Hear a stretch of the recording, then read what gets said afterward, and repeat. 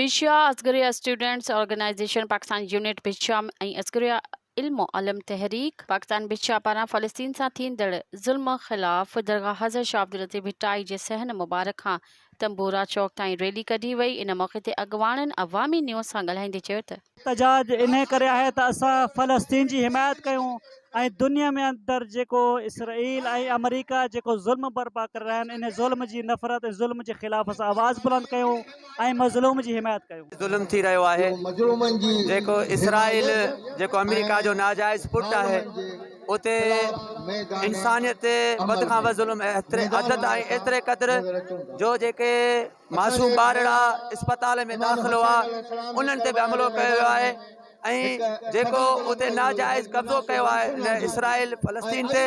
फ़लस्तीन असांजो बैतुल मुक़द्दस क़िबले अवल आहे। जेसीं ताईं असां बैतुल मुक़द्दस के आज़ादु न कयो त असांजो एहतजाज जारी सारी रहंदो।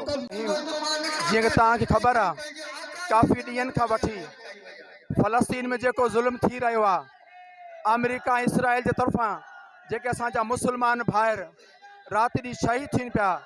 अॼु असां पाकिस्तान जी गयूर क़ौम शिया क़ौम पंहिंजे शहर भिड़शा में सरापा एहतजाज आहियूं ऐं पाकिस्तान जी हुकूमत खां अपील था करियूं त इन इसराइल ऐं अमेरिका नाजाइज़नि सां पंहिंजा तालुकात ख़तमु करियो ऐं हीअ असांजो आवाज़ अक़वाम मुतहदा ताईं पुॼायो त असां मुस्लमान जिथे जिथे रहूं था असां न इसराइल खे अॼु तस्लीम कयो आहे न असां अमेरिका खे तस्लीम कयो आहे, इन कंदासीं।